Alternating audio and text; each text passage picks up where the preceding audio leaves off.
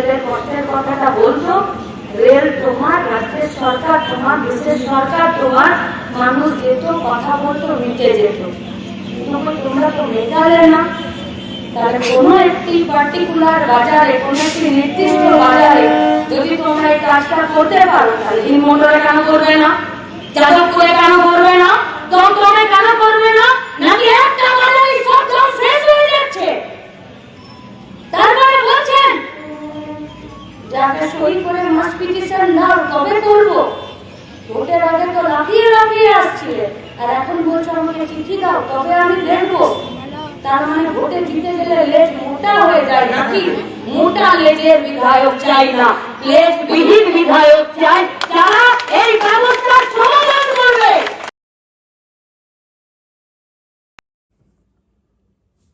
নমস্কার, আমি কবির।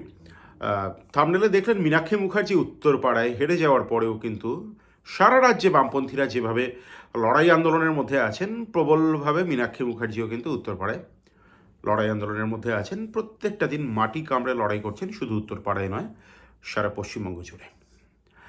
আমি মীনাক্ষী মুখার্জির আজকে আগুনে বক্তৃতা, একদম আক্ষরিক অর্থেই আগুনে বক্তৃতা, এবং প্রত্যেকটি শব্দ রাজনীতির ঠাস বুনোটে বরণ করা শব্দ দেখাবো আপনাদেরকে শোনাবো, অবশ্যই শোনাবো। কারণ বারবারই বলি যে মেইনস্ট্রিম মিডিয়ায় যে দৃশ্য আপনারা দেখতে পান না, যে ঘটনা আপনারা দেখতে পান না, সেটা আপনাদের সামনে নিয়ে আসার দায় বিকল্প মাধ্যম হিসেবে আমার এবং আমাদের মতো আরও যারা আছেন। কিন্তু তার আগে আমার কয়েকটা অবজারভেশন আপনাদেরকে একটু বলবো। গতকাল বলেছিলাম যে মমতা বন্দ্যোপাধ্যায় নিজে বিজেপিতে জয়েন করবেন কিনা, তাতে অনেকে অবাক হয়েছিলেন, তাতে অনেকে সহমত পোষণ করেছেন, অনেকে ভেবেছেন ব্যঙ্গ করছি বা বিদ্রুপ করছি। দেখুন, আমি কিন্তু আবারও বলছি যে একটা জিনিস ভাবুন যে মমতা বন্দ্যোপাধ্যায় নিজে দিল্লিতে তার উপস্থিত থাকাকালীন, অভিষেক বন্দ্যোপাধ্যায়ের উপস্থিত থাকাকালীন সাংসদরা 20 জন সাংসদ বিদ্রোহী ব্লক তৈরি করে সরাসরি এনডিএকে সমর্থনের কথা বলছেন। মমতা বন্দ্যোপাধ্যায় যে কদিন সরকার পরিচালনা করেছেন পশ্চিমবাংলায়, তার আগে তো তার কংগ্রেস তাকে এমপি করেছে, তিনি সেই কংগ্রেসকে ভেঙেছেন, কংগ্রেসকে ভেঙে বিজেপিকে নিয়ে ঘর করেছেন, আবার বিজেপির থেকে বেরিয়েছেন। এই সমস্ত তো ইতিহাস রয়েছে, আমি নতুন করে সব কিছু বলার নেই। কিন্তু মমতা বন্দ্যোপাধ্যায়ের উপস্থিতিতে তাঁর দলের, এখনও পর্যন্ত তার দলের এমপিরা এনডিএ ব্লকে সরাসরি যোগ দিলেন, সরাসরি সমর্থনের কথা বললেন। এটা কি একেবারেই তার কোনো ভূমিকা নেই এতে? কি ভাবছেন আপনি? সম্ভব কি? একটুখানি ভেবে দেখবেন তো তলিয়ে। কারণ রাজনীতিতে যা সবসময় দেখা যায় তা কিন্তু হয় না। এই সোজা কথাটা একটুখানি ভেবে রাখা উচিত। এবং আরও একটা কথা, প্যাসিভ সমর্থনের উপায় এই মুহূর্তে যখন নেই, তখন সরাসরি নিজের দলটাকে তুলে দিলেন বিজেপির হাতে, এবং এই মুহূর্তে বিজেপির সংখ্যা প্রয়োজন। জেডিইউ বলুন, তেলেগু দেশম পার্টি বলুন, বা আরও ছোটো ছোটো যে আঞ্চলিক দলগুলো আছে, তাদের উপরে বড় বেশি নির্ভর করে থাকতে হচ্ছে বিজেপিকে, এবং তাদের পায়ের তলার জমি কিন্তু তৃণমূল কংগ্রেসের থেকে অনেকটা শক্ত আঞ্চলিক স্তরে, যার জন্য তৃণমূল কংগ্রেসের যে বিক্ষুব্ধ অংশটা কোট অ্যান্ড সেটা অনেক বেশি বিশ্বাসযোগ্য বিজেপির কাছে, ইজি টু হ্যান্ডেল। এটা একটা প্রসঙ্গ গেল। রেল বস্তি, বিভিন্ন জায়গায় রেলের জমি অধিগ্রহণ করে যে সমস্ত হকারেরা বসেছেন তাদেরকে উচ্ছেদ করা হচ্ছে বিনা নোটিশে, নির্মমভাবে।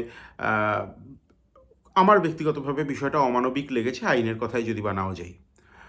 এতে অনেকে খুব স্যাডিস্টিক প্লেজার উপভোগ করছেন। আমি তাদের নিয়েও খুব একটা কিছু কথা বলবো না। বিজেপি সমর্থকরা তো বিজেপির মনোভাবের বাইরে যাবেন না, তা নিয়ে নতুন করে কিছু বলার নেই। সমাজের প্রান্তিকতম অংশটার কথা বামপন্থীদের ভাবার কাজ, irrespective of all political parties. তারা সমাজের প্রান্তিকতম অংশটা, তারা যে পার্টিকেই ভোট দিন না কেন, যাকেই সমর্থন করুন না কেন, বামপন্থীদের রাজনৈতিক দায় তাদের পাশে থাকার, তারা সেই কাজ করার চেষ্টা করছেন বিভিন্ন জায়গায়। এখন প্রশ্ন হচ্ছে যে সারা রাজ্যেই তৃণমূলের কাউন্সিলর থেকে শুরু করে প্রাক্তন বিধায়ক থেকে শুরু করে এটা ওটা আরও যারা বিভিন্ন ছোটোখাটো আছে, তাদেরকে অ্যারেস্ট করা হচ্ছে গণহারে, কোথাও কোমরে দড়ি পরিয়ে ঘোরানো হচ্ছে ইত্যাদি, এই সমস্ত ব্যাপার। কিন্তু মানুষ যেটা সব থেকে বেশি করে দেখতে চান, অভিষেক বন্দ্যোপাধ্যায়, তাকে কিন্তু এখনো পর্যন্ত সিআইডি, ইডি, সিবিআই কেউ স্পর্শ পর্যন্ত করেনি, তার কেশাগ্র স্পর্শ করেনি। প্র্যাকটিক্যালি যে কথা অভিষেক বন্দ্যোপাধ্যায় বলতেন, কেশাগ্র স্পর্শ করতে পারবে না, এখনও পর্যন্ত কিন্তু তাই হয়ে এসেছে। আজকে যদিও কালীঘাটে প্রাক্তন মুখ্যমন্ত্রীর বাড়ির লাগোয়া যে দপ্তর, সেখানে সিআইডির তল্লাশি হয়েছে। এখন প্রশ্ন হচ্ছে যেটা, যে অভিষেক বন্দ্যোপাধ্যায়কে নোটিশ দেওয়া যায় তার বাড়ির বেআইনি অংশ ভাঙার জন্য নোটিশ দেওয়া যায়, এবং সেই নোটিশ পিরিয়ড সার্ভ করা এবং স্টে অর্ডার আনতে পারেন তিনি লয়ার অ্যাপয়েন্ট করে। কিন্তু গরিব প্রান্তিক মানুষ, হকার, লাখপতি হকার, কোটিপতি হকার, যাদেরকে বিজেপির কেউ নেতৃত্ব বলেন, তাদের দর্শনই এটা। তারা গরিব মানুষের কথা ভাববেন, এমনটা ভাবার কোনো যুক্তিসঙ্গত কারণ নেই। তারা তাদের শ্রেণী স্বার্থ, সেটাই তাদের এজেন্ডাই তারা ফুলফিল করবেন।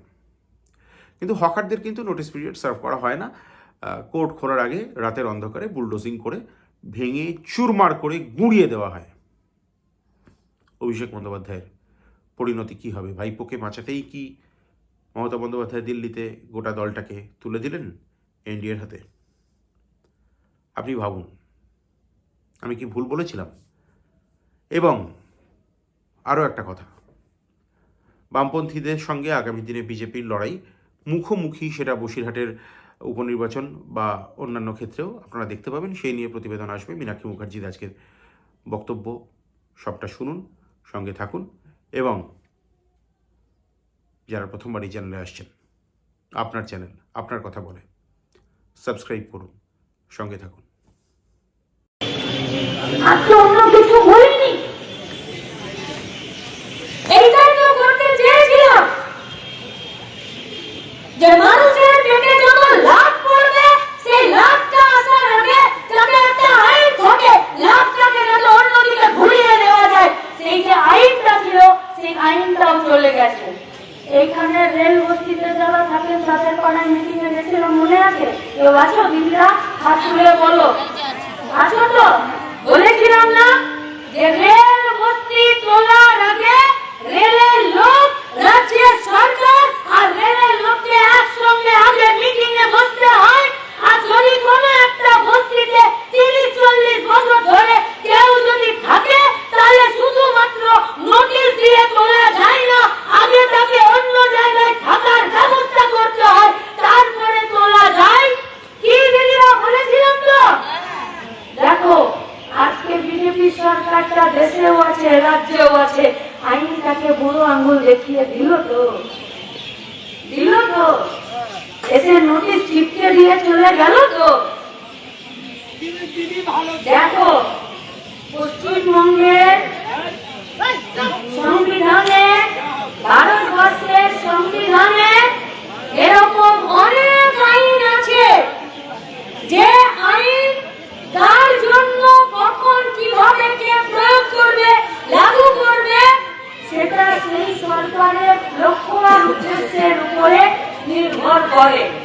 আমি শুধু এইটুকুই বুঝতে পারছি না, এখনই যখন জিনিসের এত দাম, এসআইআরে যখন মানুষের ভোটের নাম থাকবে কি না, যখন মানুষ খাবে কি করে, কাজ পাবে কি করে, মানুষ বাঁচবে কি করে, ঠিক তখনই এই বাজার উচ্ছেদ আর বস্তি উচ্ছেদের আইনটাকে কার্যকরী কেন করতে হচ্ছে?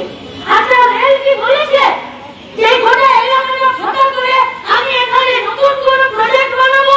কি বলেছে? বলেছে? তাহলে কোনো নতুন প্রজেক্ট তো হচ্ছে না, বরং রেলের যা প্রজেক্ট ছিল, সেই প্রজেক্ট গুলো এক এক করে বন্ধ হচ্ছে না? যেখানে রেলের ইঞ্জিন তৈরি হয়, বন্ধ হচ্ছে। যেখানে রেলের ওয়াগন তৈরি হয়, বন্ধ হচ্ছে। যেখানে মালগাড়ি রিপেয়ারিং হয়, বন্ধ হচ্ছে। রেল যেখান থেকে ডিজেল কিনে, সেইটা বন্ধ করে দিচ্ছে। রেল ডিজেল কিনছে আম্বানি আদানির কাছে। রেলের প্ল্যাটফর্মে আপনি পেছাব করতে যাবেন, 5 টাকা দিয়ে বাথরুম যেতে হবে। রেল আপনাকে ফ্রিতে জল খাওয়াবে না। আপনাকে যদি ভালো স্টেশনে দাঁড়িয়ে জল খেতে হয়, তাহলে একটা ফাঁকা বোতলটার সঙ্গে 5 টাকা নিয়ে গিয়ে একটা কিওস্কের দোকানের সামনে গিয়ে দাঁড়িয়ে জল খেতে হবে। এমনকি ট্রেনের ভেতরেও যারা পেন্টি করে খাবার দেয়, যারা আপনার বিছানা বাড়ি ঠিক করে দিচ্ছে, যারা বেডরোল ঠিক করে দিচ্ছে, তাদের বেতনেও দালাল ঠিক করে রেল তাদেরকে নিয়োগ করছে না, মাঝখানে এজেন্সি দিয়ে নিয়োগ করে ওদের ওদের বেতন কাটছে। তাহলে সরকার যখন গোটা রেলটাকে ব্যবসাতে আর বেসরকারি ব্যবসাতে পরিণত করেছে, তখন এইটা তুলে দিয়ে নিশ্চয় কোনো সরকারি কাজ করবে না। ব্যান্ডেল স্টেশনে বলেছিলাম রেলের জমি রেলের পৈতৃক সম্পত্তি নয়, রেলের বাবার জমি নয়। আমাদেরকে কিছু মানুষ গালাগাল করলো, বললো রেলের জমি তাহলে কাদের? আরে রেলের জমি ভারতের গরিব মানুষের। রেল যেদিন শুরু হয়েছিল সেদিন রেল ব্যবসা করার জন্য মানুষের কাছ থেকে জমি নিয়েছিল, তারপরে সেটা ভারত সরকার রেলকে অধিগ্রহণ করে। তাহলে আজকে যদি মানুষের জমি নিয়ে রেল হতে পারে, তাহলে রেল তো দেশের সরকার চালায়, আর দেশের সরকার এখন বিজেপি চালাচ্ছে, রাজ্যের সরকারও এখন বিজেপি চালাচ্ছে। তৃণমূল তো কর্পূর হয়ে উঠে গেল। মহিলা তো বলছিলেন ও তো খুঁজেও পাওয়া যাচ্ছে না, ওকে এখন ভালো আর খারাপ কাউন্টারে খুঁজতে যেতে হচ্ছে। কেউ শুভেন্দুর সঙ্গে বসে মিটিং করছে, তো কেউ দিল্লিতে গিয়ে মিটিং করছে, সবাই বিজেপির সাথে মিটিং করছে, তো খুঁজেও পাওয়া যাবে না। হ্যাঁ, লাল ঝান্ডা আছে, কিন্তু আমরা এখানে কাউকে বলছি না যে কে কোন পার্টিতে এই 29 তারিখে ভোট দিয়ে এসেছিলেন। বলেনি? বলিনি তো? যা যেখানে খুশি ইচ্ছে ভোট দিয়েছেন। আমরা তো বলিনি কে কোন ধর্মের, একটা লাইন বলেছি। আমরা কি বলেছি কে কোন জাতির? বলিনি। রেলের বস্তিতে কারা এসেছে? উদ্বাস্তু অংশের মানুষেরা এসেছে, যারা নিজেদের দেশের রাজ্যের গাঁয়ের ভিটে মাটি ছেড়ে আমাদের এই চত্বরে এসেছে, শিয়ালদা চত্বরে এসেছে, এসে নিয়ে সেখানে বসবাস করছে। আর বসবাস করতে গিয়ে রেল বস্তিতে যারা থাকছে, তারা প্রতিদিন হয় পরিচারিকার কাজ করতে যাচ্ছে, নইলে অন্য কোথাও ডেলি হাজিরির কাজ করতে যাচ্ছে। আর এই বাজারগুলোতে যারা ছোট ছোট দোকান দিয়েছে, তারাও। আমরা তো পরিষ্কার বলছি, রেল যদি বলছে তুলে দেব, আমরা বলছি তুলে দেওয়ার আগে আমরা যাতে গায়ে গতরে মাথা উঁচু করে সব পথে রোজগার করতে পারি, তার একটা জায়গা দাও। কোন অনাথ জমি, অনাথ জমি যদি অন্য জায়গাতে নিজের দোকান থাকতো, তাহলে কি কখনো রেলের জমিতে এত অনিশ্চয়তা নিয়ে আর নোটিশের ভয়ে ভয়ে দিতে যেতাম না? চলে যেতাম। আচ্ছা, রেল বস্তি থেকে যে মায়ের বাড়ি দিয়ে এসেছো, আজকে যদি তোমাদেরকে এখান থেকে তুলে দেয়, তাহলে যে বাড়িতে কাজ করতে যাও সেই বাড়িতে না করে দিয়ে গাড়ি ফিরে যেতে হবে কিনা? অন্য জায়গায় চলে যেতে হবে কিনা? 5,000, 7,000, 10,000, 12,000 টাকা দিয়ে বাড়ি ভাড়া নিতে হবে কিনা? তাহলে কত রোজগার আছে কি? তাহলে যদি নিজের বাড়ি থাকতো, তাহলে কে রেলের বস্তিতে তিরপল লাগিয়ে থাকতো? যদি নিজের একটুকরো জমি থাকতো, নিজের যদি একটা বাড়ি থাকতো, তাহলে যে বাড়ি ভাড়াটা 5,000, 12,000 দিচ্ছিলাম, সেই বাড়ি ভাড়ার টাকাটা জমা করে রেখে বছর গেলে 1 তলার উপরে 2 তলা বা 1 তলার ঘরটা একটু মেরামত করতে পারতাম। নেই বলে খাটতে মারা গেছি না তো? সকাল থেকে রাত অবধি পরিশ্রম করো তোমরা, সকাল থেকে রাত অবধি, কিন্তু 2 পয়সা ভবিষ্যতে বাঁচানোর জন্য কি খাটার জায়গা পাচ্ছ? তাহলে খাটার জায়গা সরকার দেখবে না, খাটার জায়গা সরকার দেখবে না, তাহলে সরকার কার? তাহলে তো সরকার লোকদের নয়, 6 জন। তাহলে তো সরকার হকারের নয়, তাহলে তো সরকার বস্তিবাসীর নয়। তাহলে হকারদের বস্তিবাসীকে তুলে দেওয়ার জন্য সরকার যে আইনের গরমটা দেখাচ্ছে, আসলে সেই আইন কেউ নিয়ম তো পুনর্বাসন উচ্ছেদ করা, দোকান তুলে দেওয়ার পশ্চিমবঙ্গে তো অনেক উদাহরণ আছে, আছে তো অনেক উদাহরণ। তাহলে সরকারের যদি ইচ্ছে থাকে, সব ইচ্ছা যদি থাকে, তাহলে অন্য দোকান দিয়ে এই দোকানটা তুলতে পারে। সরকারের যদি সব ইচ্ছা থাকে, তাহলে আমার ওই দিকে একটা বাড়ি দিয়ে তারপরে ওর বাড়িটা ভাঙতে পারে। কিন্তু সরকারের যদি তোমার বেঁচে থাকার পিছনে ওর যদি সব ইচ্ছা না থাকে, তাহলে একটা সাদা কাগজ দেওয়ালে চেটানো থাকে আর 12 তারিখে বুলডোজার থাকে। আরে বুলডোজারটা দেখতে অনেক ভারী, কিন্তু বুলডোজারটা চালাবে আমাদেরই গরিব ঘরের কোনো ছেলে, তাই তো? চালাবে তো? আচ্ছা, বুলডোজারের চাকাগুলোকেই তো ভয়, আর জেসিবির সামনে ওই দাঁড় বের করা মেশিনটাকেই তো ভয়। ওরা ওই মেশিনটাকে তো না করে দিয়ে রেঞ্জ দিয়ে ওই গাড়িটার সঙ্গে ফিটও করে দেয়। কোনো গ্যারেজে থাকা কাজ করা, কোনো বস্তিতে থাকা গরিব বাড়ির ছেলেরা বুলডোজারের চাকাটা ওই গাড়ির সঙ্গে কেউ ফিট করে দেয়, না বল্টু দিয়ে রেঞ্জ দিয়ে টাইট করে দেয়। সেটাও কিন্তু কোনো গ্যারেজে আর বস্তিতে থাকা কোনো একটা গরিব বাড়ির ছেলেই করে দেয়। তাহলে লড়াইটা যখন আম্বানি আদানিদের বিজেপি সরকারের বিরুদ্ধে আমাদের গরিব লোকের, তখন বুলডোজার থাকবে আর আমরা থাকবো। ওদিকে বুলডোজার থাকবে আর এদিকে গরিব মানুষ থাকবে, আর 12 তারিখ গরিব মানুষের হাতে লাল ঝান্ডা থাকবে। আমরাও দেখবো বিনা পুনর্বাসনে আমাদেরকে চলে কি করে, কি বুঝতে পারবো তো আমরা?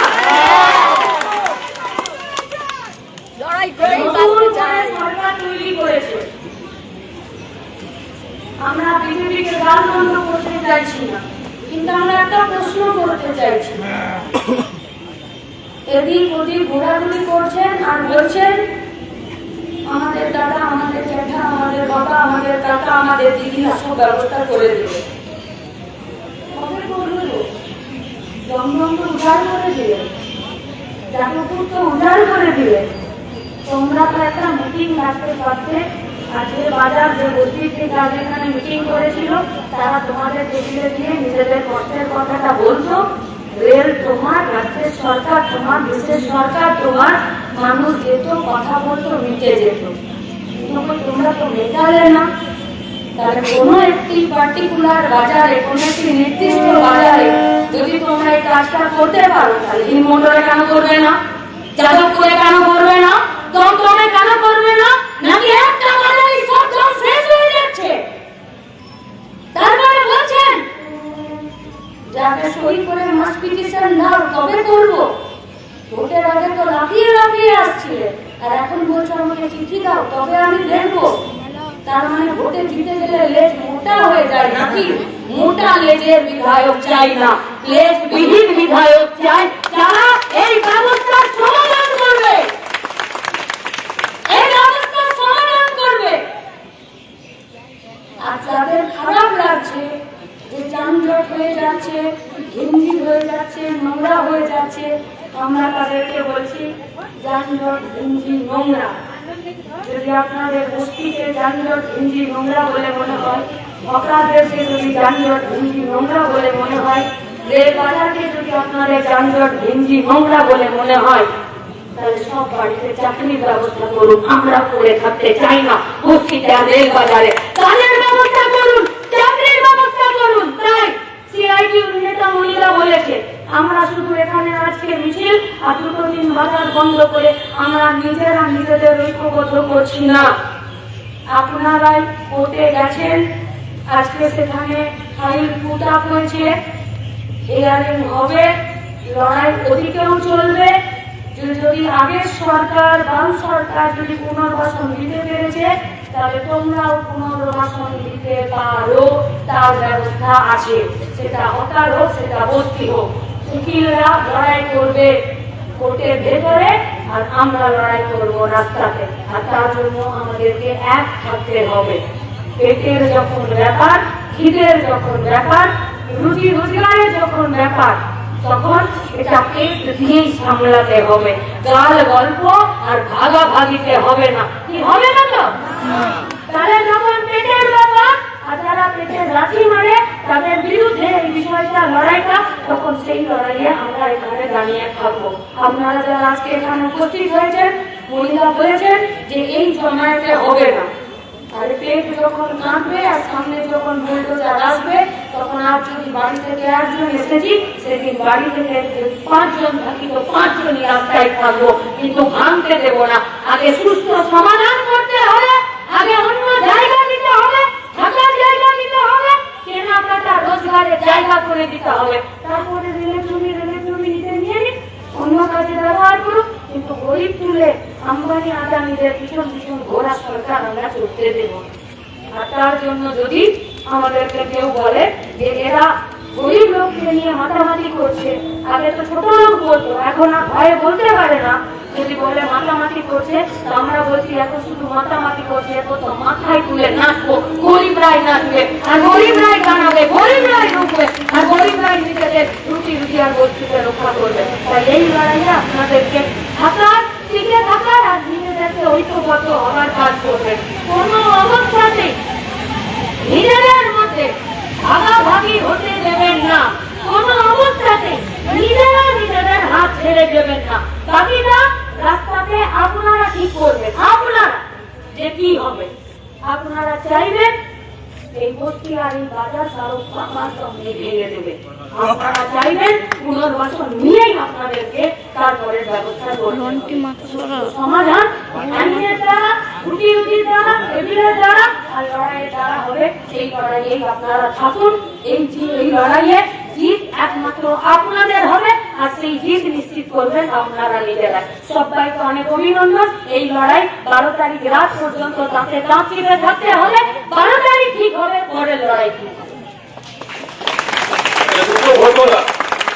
প্রথম হচ্ছে আগামীকাল দুপুর 2টোর সময় বিয়াল্লি প্লেসে গোটা রাজ্যে যে এই বুলডোজার রাজ চলছে তার বিরুদ্ধে রেল হকার সহ হকার এবং বস্তিবাসীদের ব্যাপক জমায়েত করতে হবে 2টোর সময় বিয়াল্লি প্লেস কলকাতা। এই পুনর্বাসন ছাড়া বস্তি উচ্ছেদ মানছি না, এই পুনর্বাসন ছাড়া বস্তি উচ্ছেদ মানছি না, এই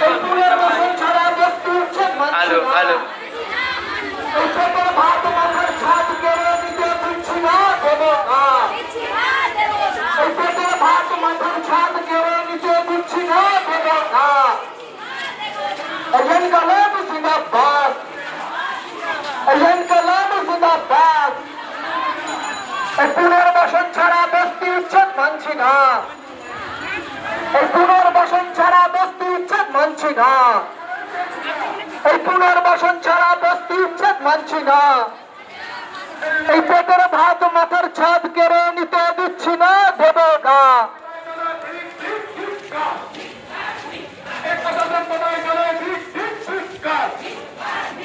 এই গরিব মানুষের উন্নয়নটা চলবে না, এই গরিব মানুষের প্রজাতির মধ্যে প্রতিষ্ঠিত করা চলবে না, এই গরিব মানুষের প্রজাতির মধ্যে প্রধান উচ্চের প্রতিষ্ঠিত করা চলবে না। তারপরে বামৈক্য জিন্দাবাদ, বামৈক্য জিন্দাবাদ। এটা বলি নির্লজ্জ প্রশাসন তোমায় চালায় ঠিক ঠিক ঠিক কাজ, নির্লজ্জ প্রশাসন তোমায় চালায় ঠিক ঠিক ঠিক কাজ। এই গরিব মানুষের প্রজাতির মধ্যে প্রকার প্রতিষ্ঠিত চলবে না। তাই তো বলি লড়াই লড়াই লড়াই চাই, এই লড়াই লড়াই লড়াই চাই, এই লড়াই করে পেয়েছি যা, লড়াই করে পেয়েছি যা। তাই তো বলি গরিব মানুষের প্রধান চলবে না, এই গরিব মানুষের প্রধান চলবে না।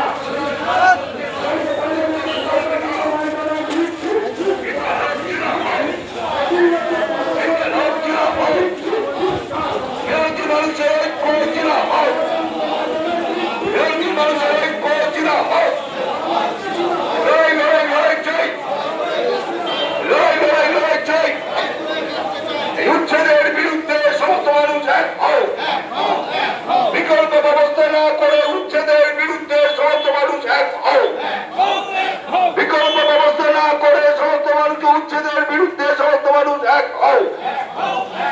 বিকল্প ব্যবস্থা না করে একতরফাভাবে উচ্ছেদ করা চলবে না। অবিলম্বে সমস্ত গরিব মানুষের বিকল্প ব্যবস্থা করতে হবে, অবিলম্বে মোটর বাজারের বিকল্প ব্যবস্থা করতে হবে। এই বিকল্প ব্যবস্থা ছাড়া উচ্ছেদ করা চলবে না, এই বিকল্প ব্যবস্থা না করে উচ্ছেদ করা চলবে না। এই আমাদের সংগ্রাম।